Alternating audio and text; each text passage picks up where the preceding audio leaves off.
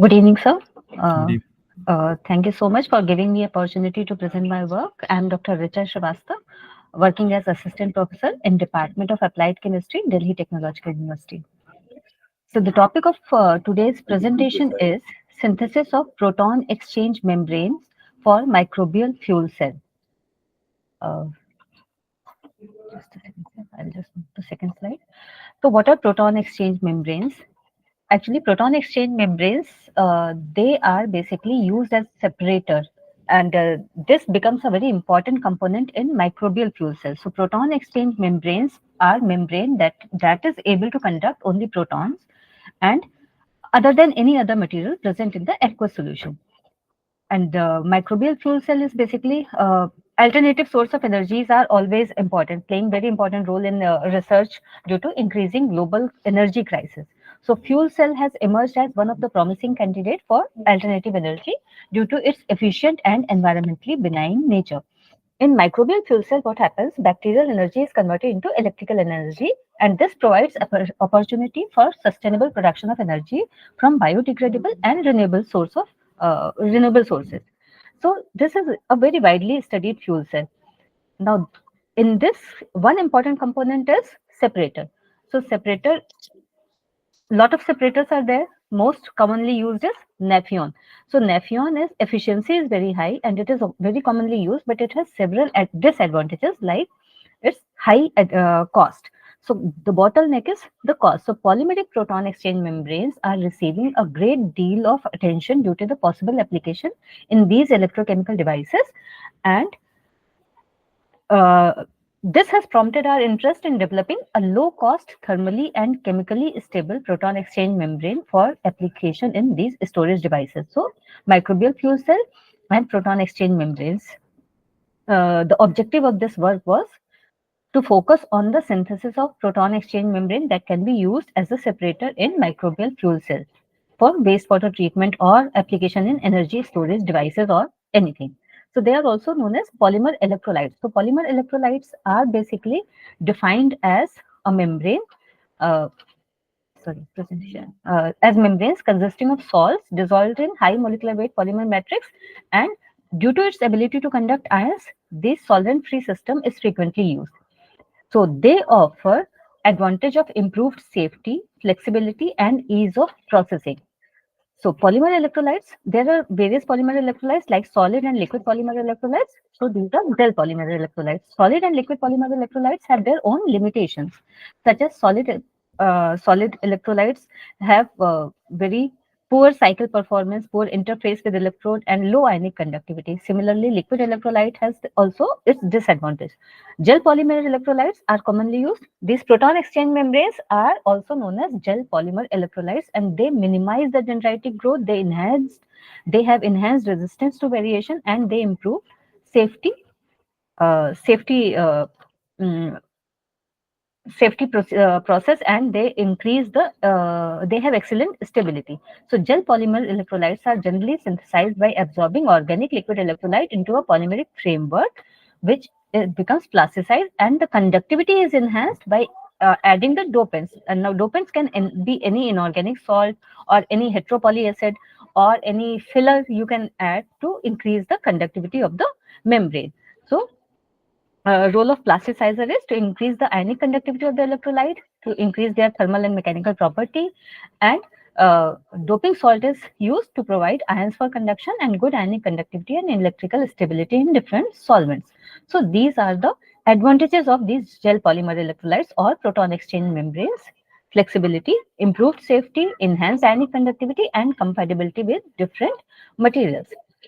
So, present work is based on the synthesis of proton exchange membrane by using commonly available polymer, polymethyl methacrylate and polyvinyl alcohol. Blend of these two polymers was used, and citric acid, SiO2, heteropolyacid, potassium thiocyanate, these various salts were used as dopant.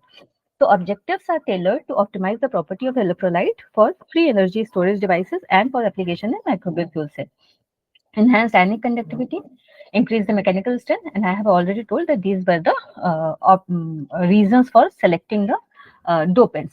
Now, proton exchange membrane, why polymer PMMA was used? PMMA possesses several properties that makes it suitable for this application, such as they are highly transparent, so they allow easy visualization and monitoring of electrolyte properties. They have good thermal stability. They have chemical inertness.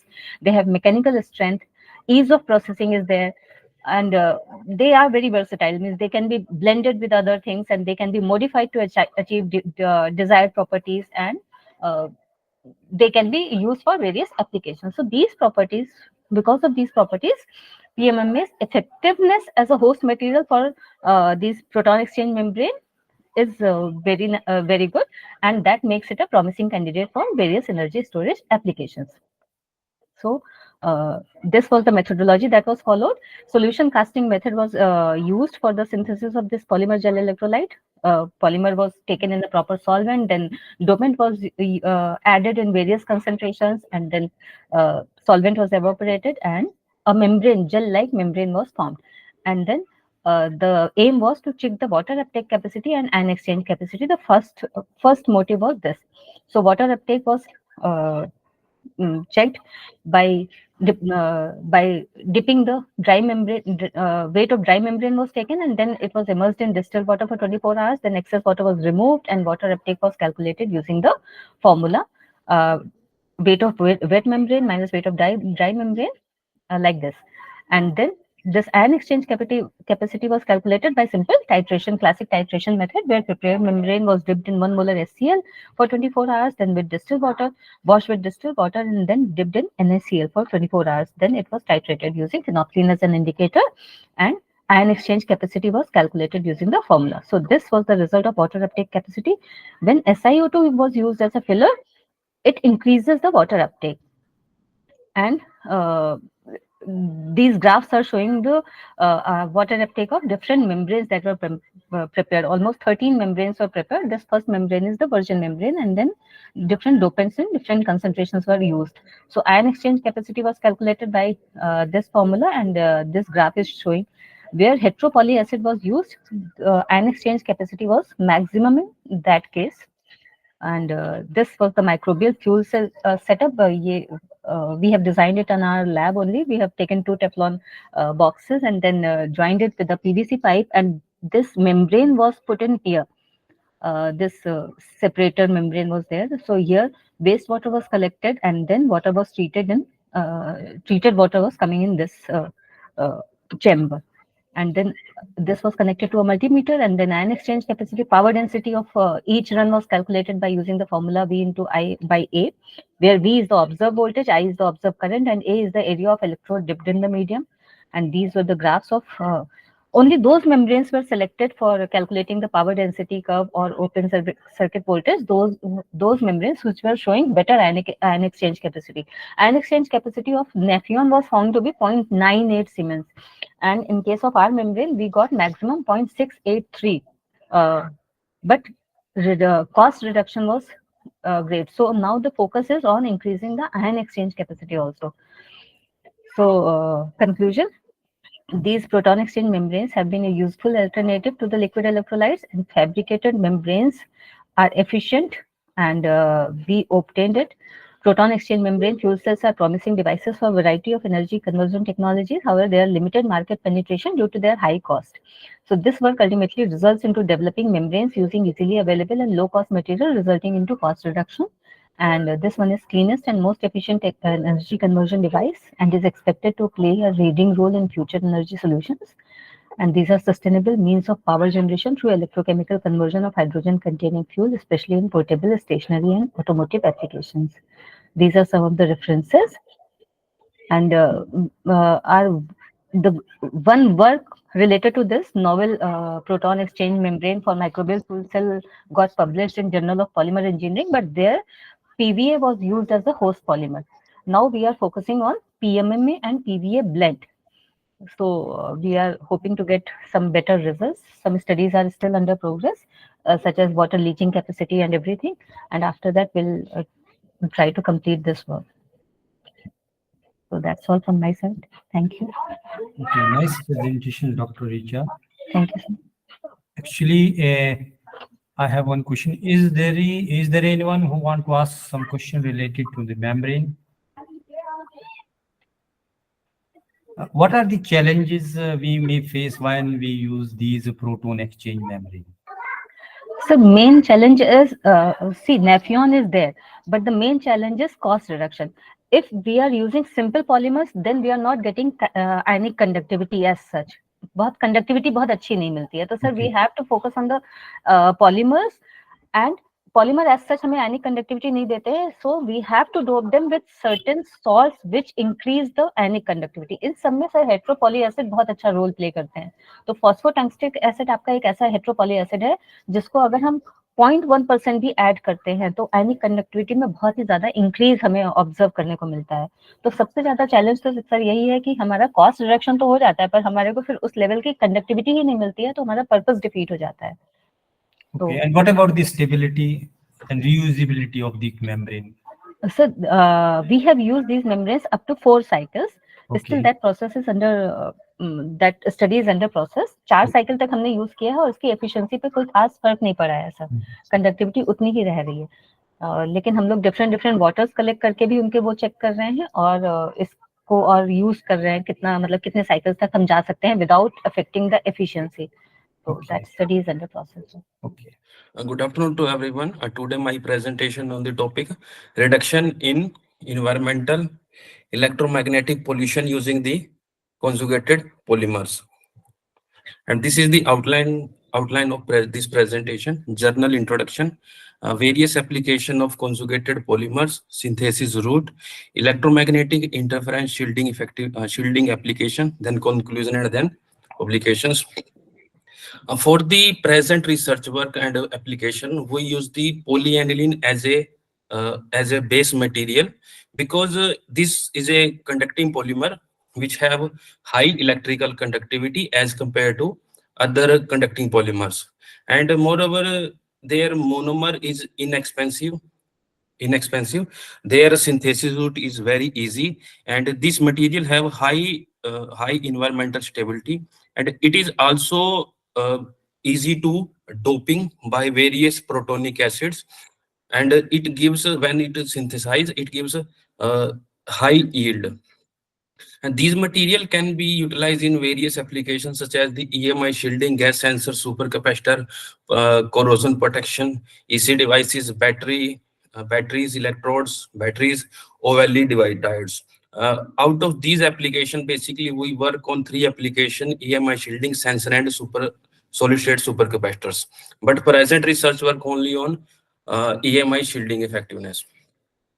So first figure indicates the synthesis route of polyaniline. Here we use aniline hydrochloride as a monomer and ammonium persulfate APS as a oxidant.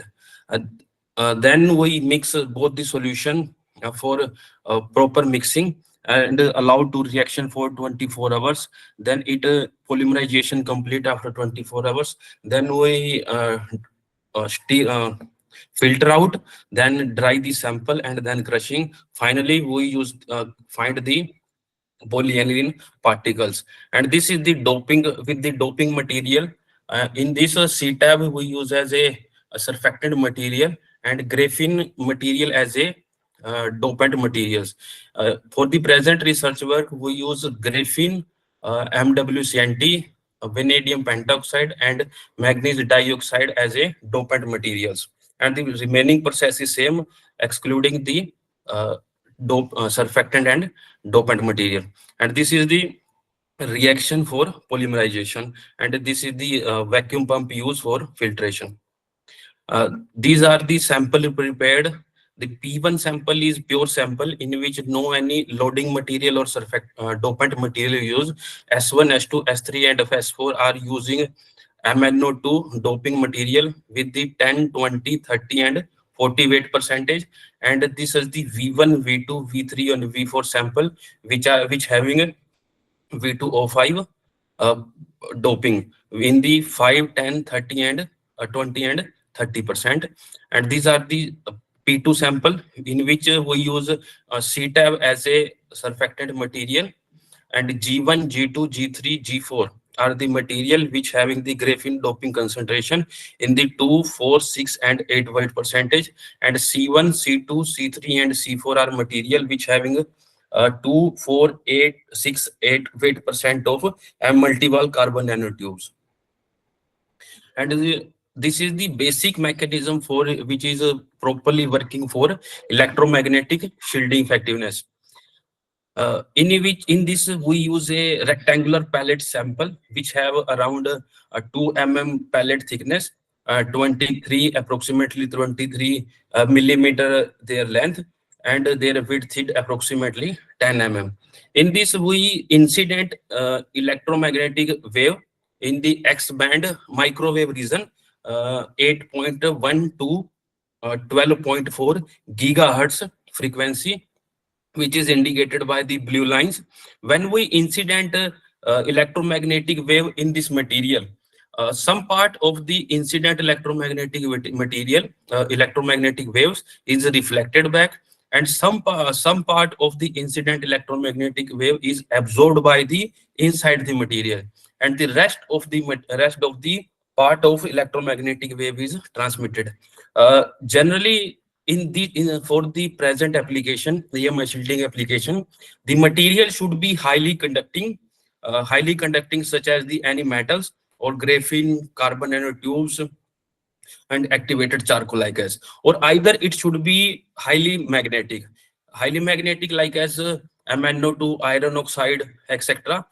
So, but if any material is not highly magnetic or highly conducting, though this material cannot be applicable for present application, because of if the material is highly conducting, that's why it will be contain highly concentration of electrical dipoles.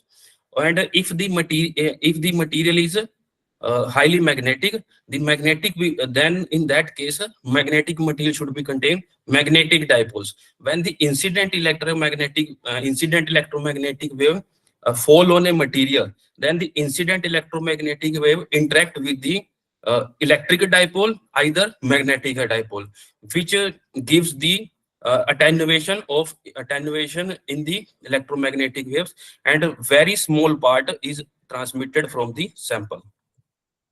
And these are the these are the equation which are used to calculate shielding effectiveness. SE is the shielding effectiveness. R is denoted that due to reflection. A is due to absorption. These are the equation using. And S11 is the meaning that the material is reflected in electromagnetic wave is reflected back, because 1 and 1 is the same medium. But here is the absorption, meaning is that the incident electromagnetic comes from the one phase and it absorbed in the another phase, S12. And SET is the total shielding effectiveness, which is the combination of SER and SEA. And RL percentage is the how much, if let us consider the 100% is incident electromagnetic, then how much percentage part is reflected and how much their part is absorbed, absorbed and loss percentage. And the remaining part 100 minus RL percentage and minus AL percentage, only T percentage is remaining. Here we can see the shielding effectiveness. Here we can see the shielding effectiveness SER when we introduce the V2O5 nanoparticle in polyaniline matrix. Here is the black P1 is the material. P1 is the pristine polyaniline. When we introduce V2O5 material in polyaniline matrix, their shielding effectiveness due to absorption is decreases, as well as shielding effectiveness due to reflection is decreasing. Therefore, the total shielding effectiveness is decreases with the V2O5 doping concentration. This is because of a V2O5 material is not a magnetic material and not a conducting material. That's why the total shielding effectiveness is decreasing. Here we can see the T percentage. When we introduce the V2O5 nanoparticles, this T percentage is increases, which is not a good sign for EMI shielding application, because if T percentage is less than 1, the material is very good for EMI shielding effectiveness. Moreover, if the value of SET, total shielding effectiveness, is more than 30%, more than 30 decibel, then the same material is very useful at industrial application, because the EMI shielding effectiveness is a very important application in military and defense as well, in radar. And these are the dielectric measurements. Here we can see the epsilon double dash, which is the dielectric loss.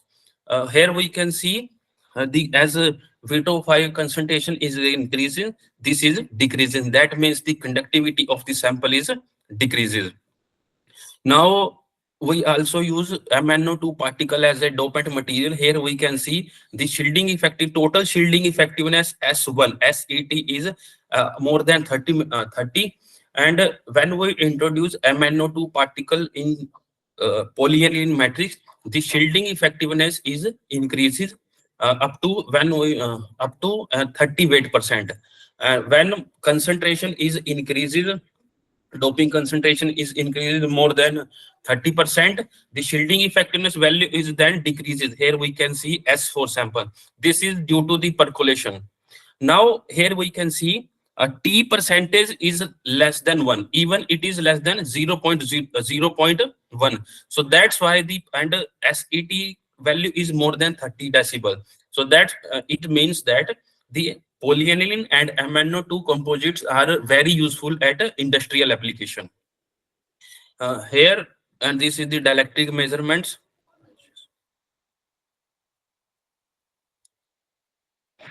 Here you can see permeability single prime is increases with the increase in MnO2 doping, which indicates MnO2 material is magnetic material. As I already told, the material should be highly magnetic or highly conducting. Now the polyaniline and graphene nanocomposites.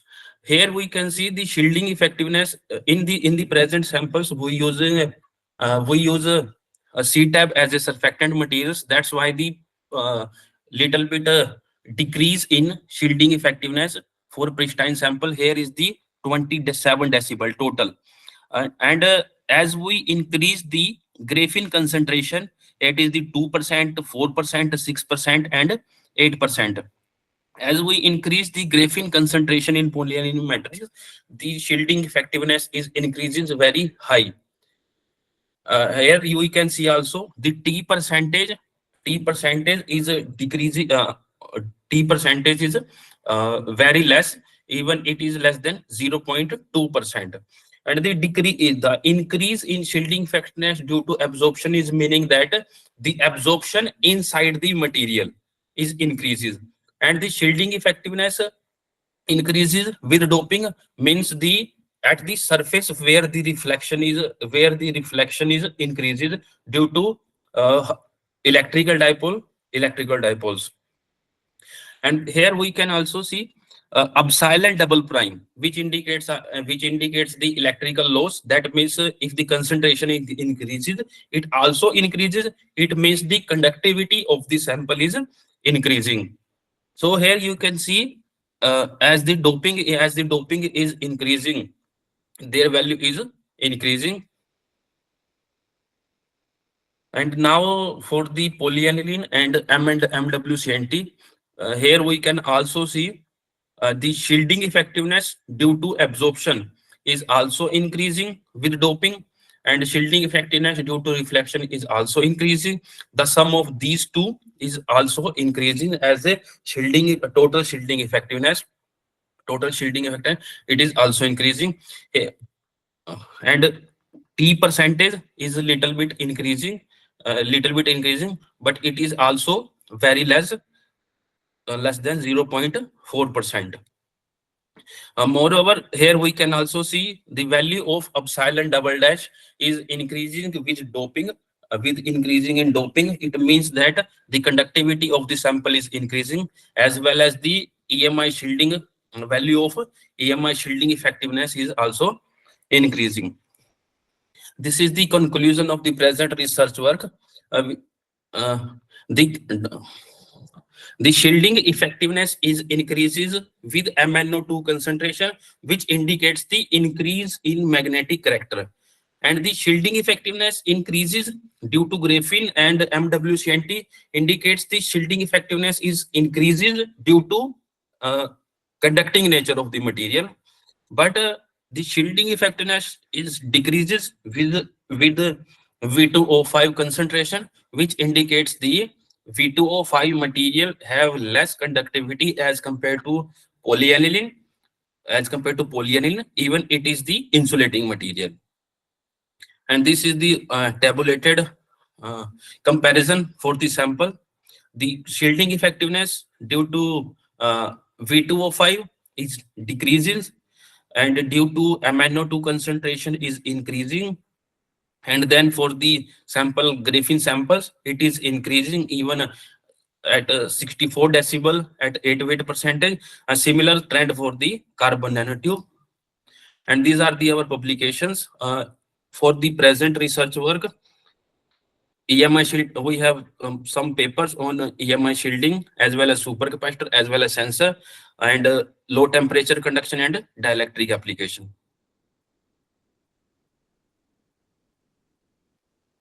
Thank you. And good morning, my colleagues, friends, and students. I, Dr. Sibrant Kumar Padre from Department of Electronics and Communication Engineering, JP Institute of Information Technology, Noida.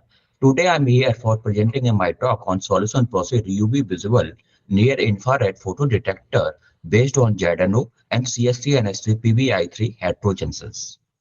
This is a basic outline of my today presentations, introductions, experimental details. Here I will discuss about the materials and thin film depositions. Then we discuss about the device fabrication. Then resultant discussion. Here I will discuss about the thin film characterizations, electrical characterizations, then optoelectronics characterizations, and finally we conclude the my periods.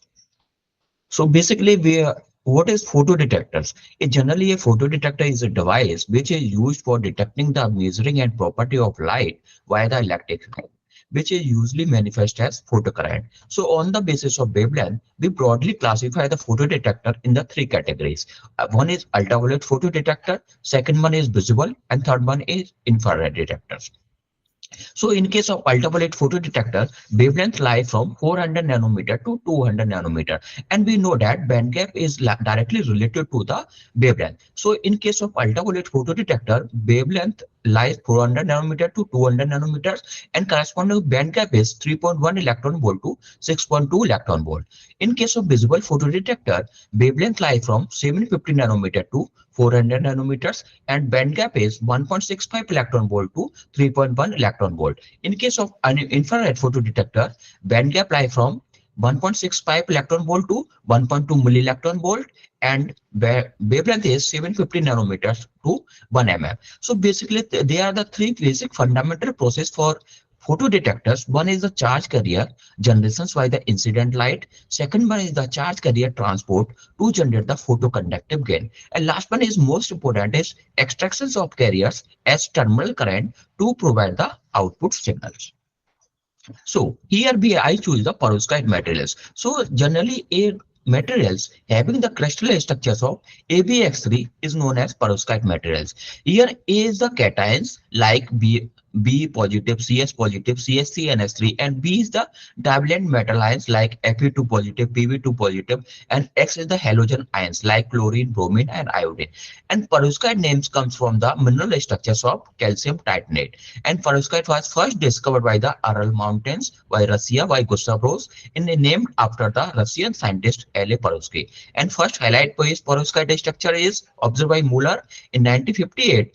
And the structure is CSPbX3. And first hybrid perovskite structures is simply replace the cesium with the methyl ammonium iodide by Dieter Wetter in 1978. So we have the in recent technology we have multiple application of perovskite materials in case of solar cell, photodetector, radiation detectors, laser, LED, and photodetectors. And why the perovskite material is interesting. These are the some important properties corresponding to the other materials existing in recent technology.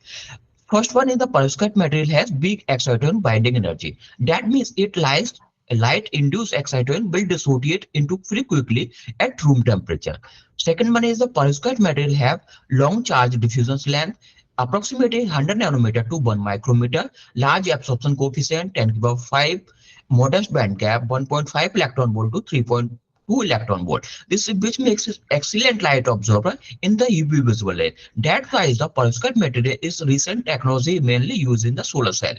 And good solubility, low recombination rate, long carrier lifetime, low fabrication cost, low defect density, resulting in the low saturation current, high current diffusion velocity.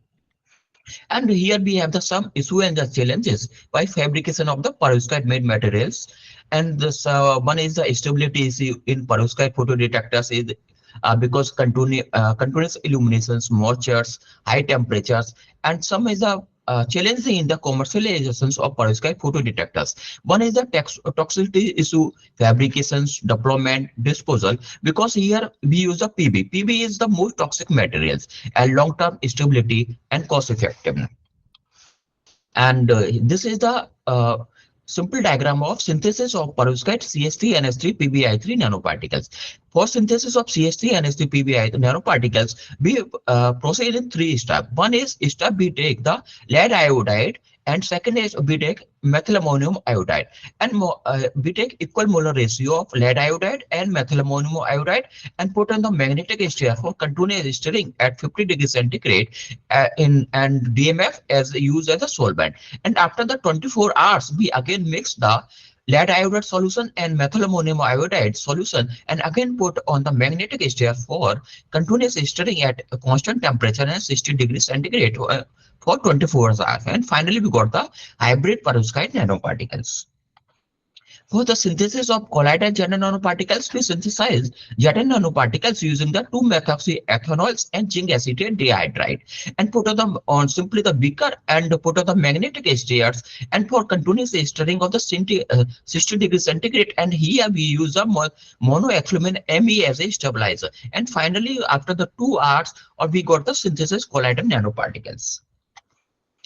After the synthesis of the nanoparticle, now the first step is the characterization of the synthesis nanoparticles. We characterize the synthesis jet nanoparticles and perovskite nanoparticles. Here we confirm the results from the XRD. We have the jet is the hexagonal structures, while in the case of CH3 and H3 PbI3, we have the tetragonal structure. That is confirmed by the JCPDS data. And after the confirmation of the crystal structure, we go from the same surface morphology.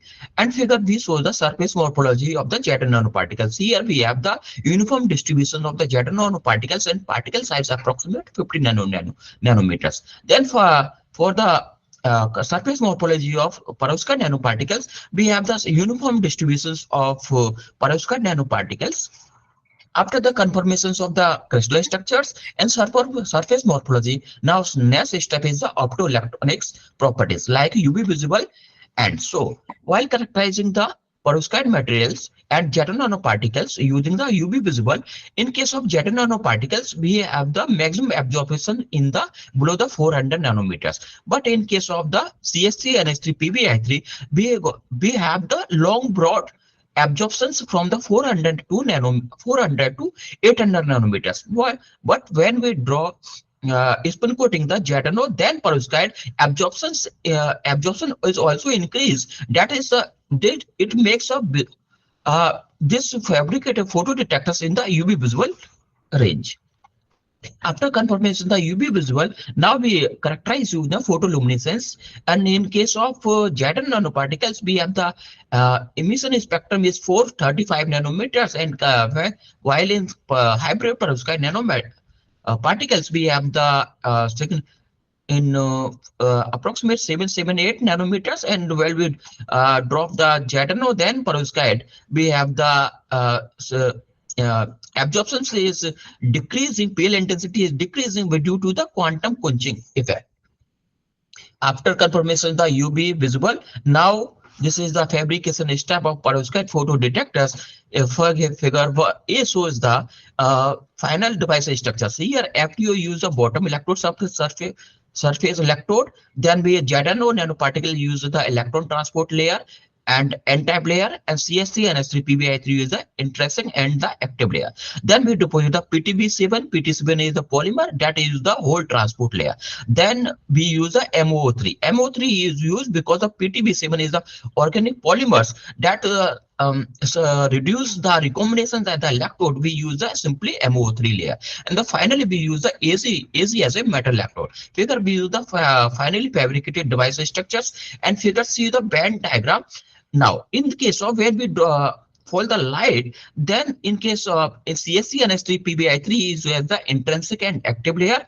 Jet nanoparticles used as the N-type and electron transport layer. PTB7 is HTL and whole transport layer, and again MO3 is used the STL and P-type layer, and AC is the metal electrode and F2 is the bottom electrodes. Now we light fall, then electron from the upper band of the CSC and S3 PBI3 goes from the jet nanoparticle size, then finally collected to the F2 side. While in case of whole go from the active layer to the PTB7, then MO3, then finally collected to the AG side. Now, for the electrical characterizations, we using the semiconductor parameter analyzer, we calculate the IV characteristics from the -2 volt to 2 volt. And when we initially when we fold the light of using the LED and the intensity is 43.3 microwatt, then in case of we have the significantly large change in the dark current and light current. That means the rectification ratio in this our device is approximately 300 times. After calculating the IV characteristic, now we calculate the optoelectronics parameters. First parameter is the responsivity. Simply we define the responsivity. Responsivity is the I photo minus I dark divided by the optical power. And simply we calculate the detectivity. Detectivity is calculated using the responsivity divided by 2Q. Q is the charge. JTJ is the current density. And we also calculate the external quantum efficiency. And in case of our fabricated device, we have the maximum responsivity of 0.36 ampere per watt at minus 2 volt for broad spectrum 350 to 850 nanometers, and EQ external quantum efficiency is 83.67, and maximum detectivity is 7.8 and about 12 joules at -2 volt. After calculating the responsivity, detectivity, external quantum efficiency, now main parameters is the rise time and the fall time and the repeatability analysis of our fabricated detectors. Now, in case of we calculated the transient photo response characteristics of fabricated photo detector under the on-off light pulse of 20 seconds from the LED source, and intensity is 40.3 microwatt per centimeter square, and we have the uniformly same pulse is repeated after the 20 second. After confirmation of the repeatability test, now we calculate the rise time and the fall time of our fabricated photo detectors, and we calculate the rise time and the fall time using the 10 to 90% and 90 to 10% respectively of the maximum current, and we find the rise time and fall time is estimated the 75 nanometers and fall time is 81 milliseconds. And this is a conclusion. Nanostructures, metal oxide, Jatano perovskite, CSC and PBI3 are synthesized using soil gel routes. Then we simply characterize with the XRD, HRTM, and we have the tetragonal structures. And in case of hexagonal structures, then we fabricated the device, and we have the maximum responsivity of 0.36, and this is the and detectivity is approximately 7.8 and over 12 joules, and rise time is 75 millisecond and 81 milliseconds, and this one, and maximum responsivity is and fall time is 75 millisecond. And so finally we acknowledge my PhD supervisor, Professor Satrajit, Indian Institute of Technology, BHU, for his excellent guidance and motivations. The complete research work is indeed an outcome of their constant utilization support and suggest during my peer research work. This insight discussion with them always provided the great insight. This is the references. Thank you, sir. Hello, everyone. I am Dr. Rubaya Samad from Department of Physics, Central University of Kashmir. Today, I will be delivering talk on core shell multiferrite nanocomposites. And in core shell nanocomposites, I will be discussing about barium titanate and nickel ferrite nanocomposites. This is the outline of my talk. First, I will give a brief introduction about these multiferrites and then why core shell multiferrites. And then I will discuss these, how we have prepared this core shell in our laboratory. And then it is characterization techniques. And then it is important properties, that is dielectric, ferroelectric, and magnetic properties. First, let me introduce these what these multiferrite composites are. We have basically ferroics. We have generally given the name to the study of ferromagnetic, ferroelectric, and ferroelastic materials. Right? We have ferroelectric materials. Ferroelectric materials are those materials which show spontaneous polarization. Similarly, we have ferromagnetic materials, and these ferromagnetic materials are those materials which show spontaneous magnetization. You can see look towards this loop. In loop, we have shown two types of material. First, it is ferroelectric, and in extreme right side there is ferromagnetic material. But in the middle of the two, there is a combination of both. That is, here I am talking about those materials in which we have more than one property. That is, here in a single material we have this ferroelectric properties, and also in a single material we have this ferroelectric property. And the most important thing is that since we know that ferroelectric materials are those when we are applying the electric field, there is change in the polarization. Similarly, ferromagnetic materials are those by the application of the magnetic field we are getting the magnetization. But in multiferrite materials, what happens by when we are applying this electric field, we are getting the magnetization. That means here by the application of the electric field, there is changing the magnetic dipole. Similarly, by the application of the magnetic field, there is change in the polarization. That means here we are changing these electrical dipoles by the application of the magnetic field. This is the main topic in which I am working. I am working on these multiferrite materials. And in multiferrite materials, we have different types. And the most important property of these multiferrite materials is this middle. That is the magnetoelectric coupling. That is interchange. That is change of electrical properties by the application of magnetic field, or change of magnetic properties by the application of the electric field. In multiferrite, we have different types of types. We have type first multiferrites, we have type second multiferrites, and the second classification is based on we have single phase multiferrites, and then we have the composites.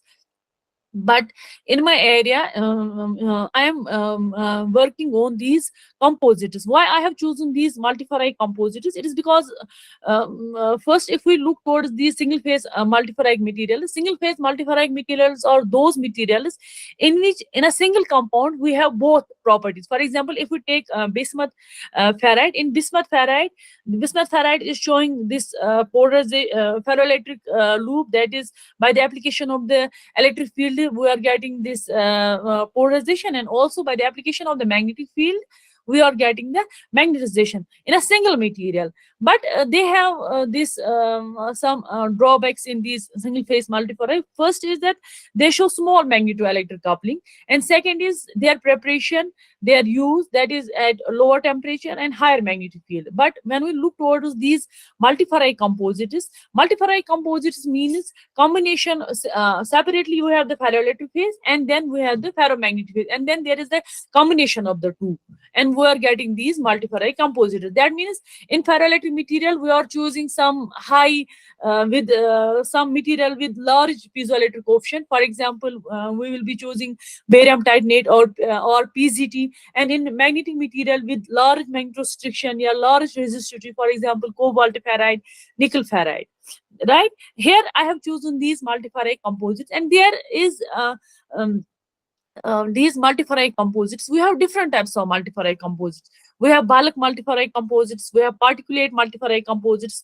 In bulk ceramics or particulate composites, what we actually do, we are choosing one particular material. First, we are preparing one particular material, for example ferroelectric phase, that is fully prepared. We are preparing this by using some solid state reaction technique, yeah, co-precipitation method, or either sol gel technique, and then we are separately individually preparing the ferroelectric, and then we are then mixing making the physical mixing of the two, and we are getting these multiferrite composites.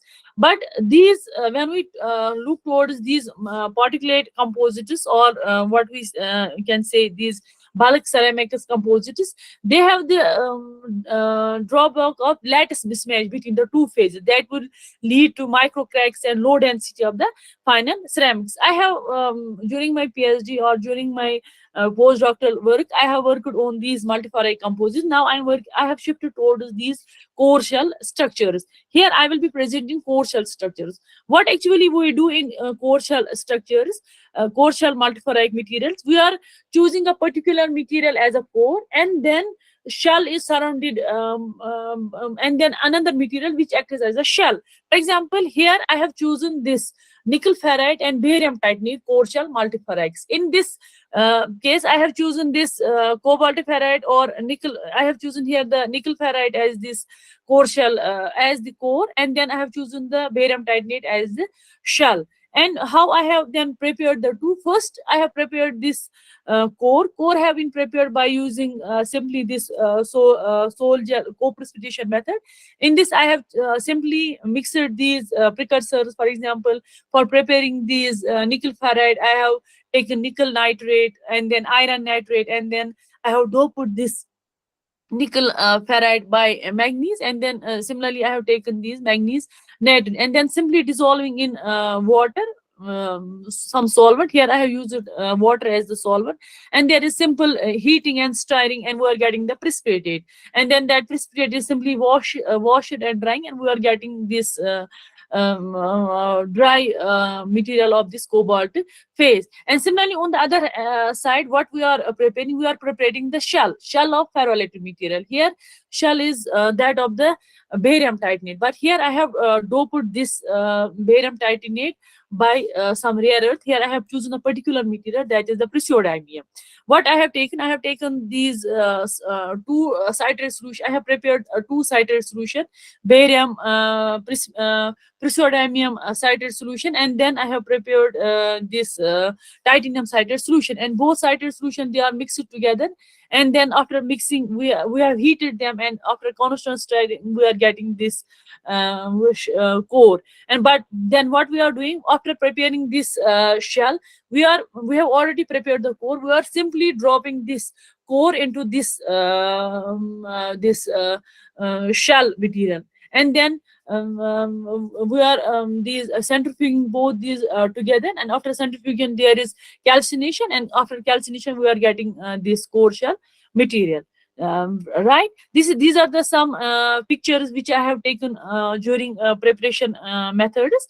And then in characterization techniques, we have done this structure by using X-ray diffraction technique, and then morphology by using scanning microscope. We have done dielectric, ferroelectric, and magnetic properties. In structural and morphology, first it is the confirmation for showing that these whether the particular material prepared is composite material. For this we have first this characterization technique which we have used is XRD, X-ray diffraction technique. This is the X-ray diffractogram of this particular core shell material, that is praseodymium doped cobalt barium titanate and manganese doped nickel ferrite. Here we can see that we have used these JCPDF for checking these peaks, and when we are looking towards these peaks, we see that we are getting this praseodymium peaks, barium titanate peaks, as well as these magnesium peaks, and no other peak. Which, Dr. Rubia, sorry to yes, interrupt you. Yes, Will ma'am. you please wind it up as soon as possible, because we have lots of participants left, and the time for our technical session is around 6:15. Yes, ma'am. But I will present my important results only. Thank you. This is the X-ray diffractogram which confirms the formation of both the phases.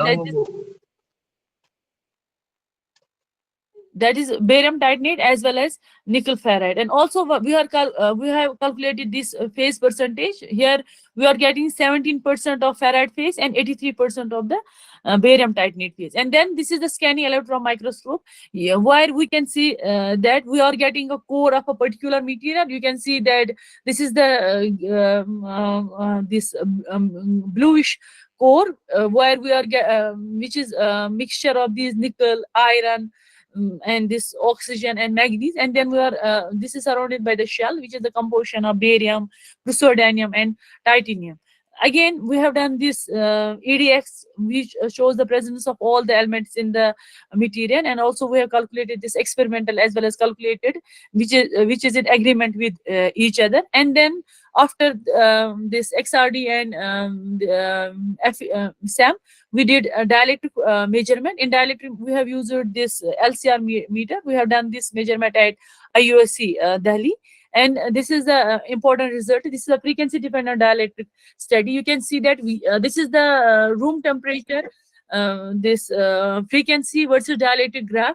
Here you can see that we are getting at room temperature dielectric constant of about 14,000, which is the most important result as compared to our previous results, where we are getting this 9,000, 10,000, but this is the first time we are getting this 14,000 dielectric constant of these material. And also you can see towards this temperature dependent dielectric graph, which confirms the presence of this peak, which confirms the presence of phase transition. That is the phase transition from one phase to the another, from ferroelectric phase to the paraelectric phase.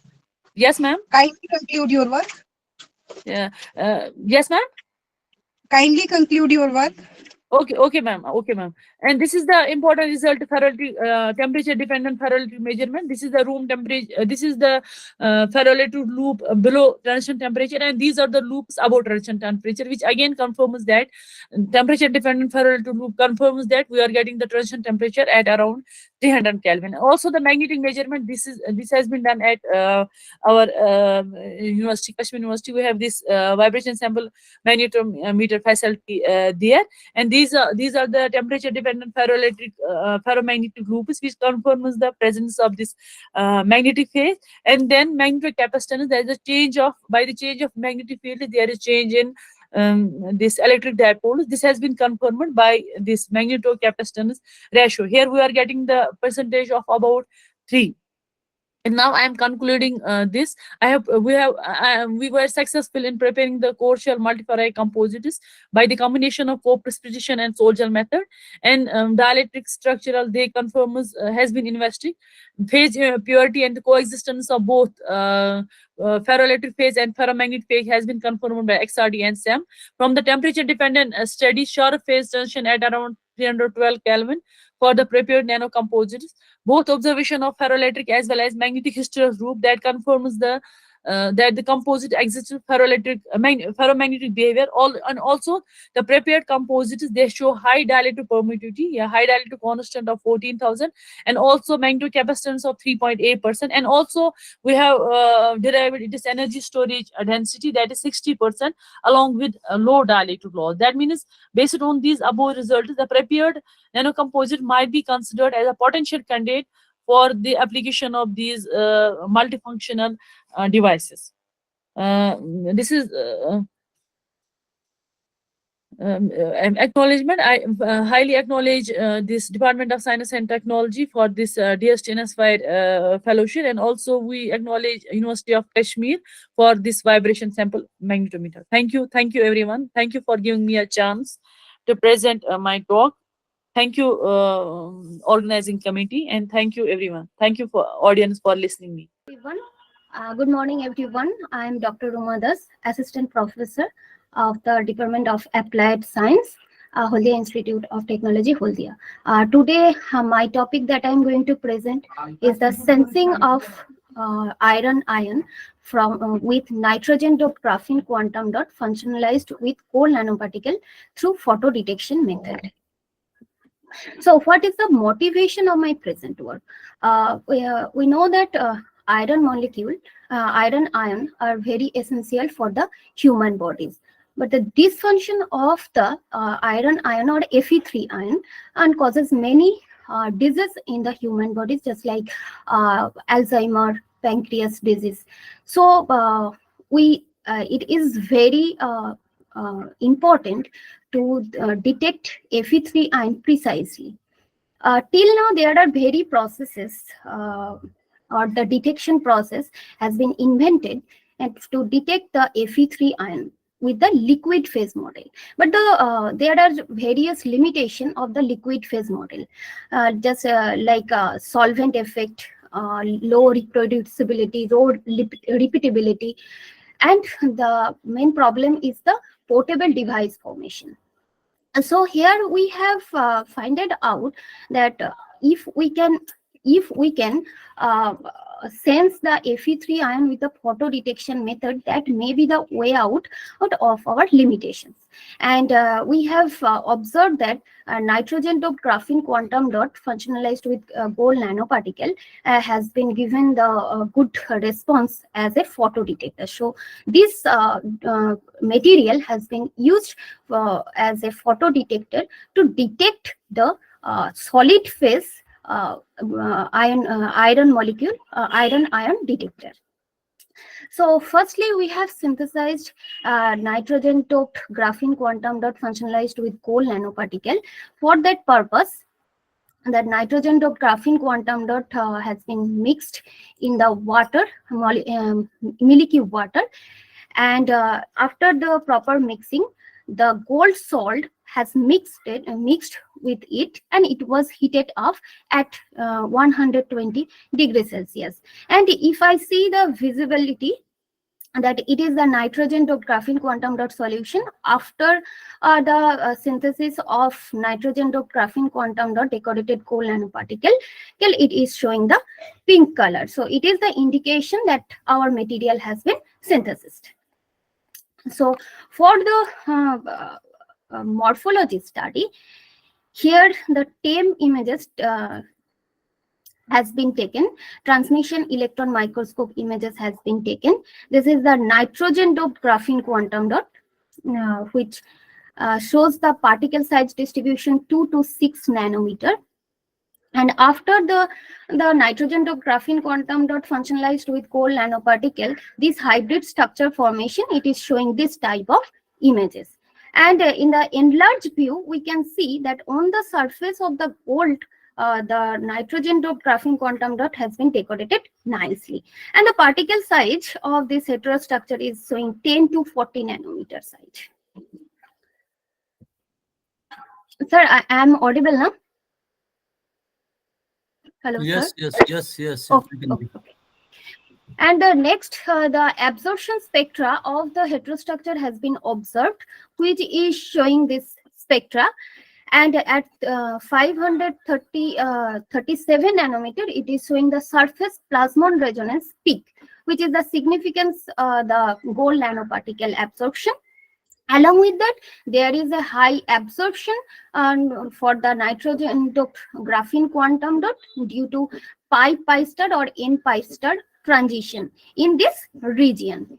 So from here we can say that it is this nitrogen doped graphene quantum dot functionalized with gold nanoparticle is usable as a visible range photodetector, and it has been implemented for the fabrication of the photodetector.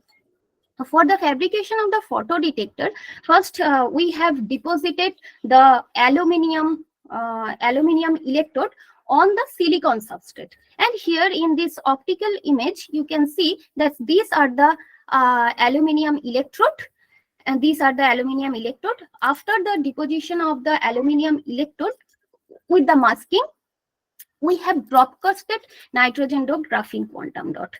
So these are the nitrogen doped graphene quantum dot, which is spread over the electrode and the substrate.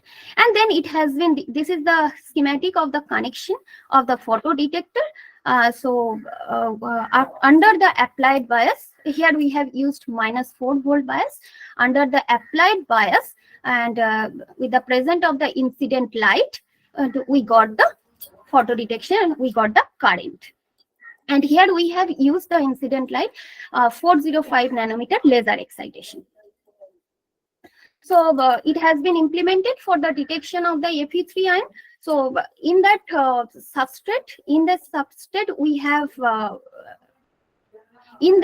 substrate, we have just broadcasted different concentration of the Fe3 ion, and we have measured the photodetector. We have measured the photocurrent, and here you have seen the spectra. So this black one is showing the without Fe3 ion current, and when we have increased the Fe3 ion concentration, the photocurrent is going to decrease, and this variation is showing a non-linear nature. So by this method, we can detect the different concentration of the Fe3 ion. So what is the mechanism behind that? The mechanism here to find out the mechanism behind this behind this detection method, we have used the TEM images. This is showing the FeCl3 3 salt TEM image that we have used to get the Fe3 ion. So here we can see that they are well separated out. But when the nitrogen doped graphene quantum dot functionalized with the gold nanoparticle has been included with this Fe3 ion, we can see the agglomeration. So they are just going to agglomerate in the presence of the Fe3 ion. Actually, the thing is, when the hybrid, that means NGQD at AU, when it is attached with the Fe3 ion, then the free electron. Firstly, I should mention that NGQD, this hybrid nitrogen doped graphene quantum dot functionalized with gold nanoparticle, it is highly electron rich. So when it is attached with the Fe3 plus ion, and the electron are transferred to the Fe3 ion, and that's why there is the deficiency of the electron which reach to the electrode, and which is the reason of the photocurrent, and that's why the photocurrent is going to reduce. And in many paper also it has been reported that due to the presence of the OH functional group, in the nitrogen doped graphene quantum dot, it can easily interact with the Fe3 ion, which increase the efficiency of the charge transfer. So in conclusion, that nitrogen doped graphene quantum dot functionalized with gold nanoparticle, this heterostructure can detect up to 1 micromolar concentration of the Fe3 ion in the solid phase, which is very new thing, because the liquid phase, there are many reported in the liquid phase method, but the solid phase method few has been reported, and one is this one. And the reason behind this is the complex formation between the hybrid and the Fe3 ion. So thank you. If